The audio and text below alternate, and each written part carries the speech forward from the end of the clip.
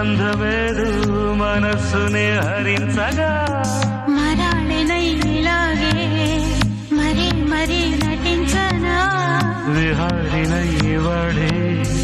దివి భువి స్పృశించనా గ్రహములు పాడిన పల్లవికి జాబిలి ఊగెనులే కొమ్మలు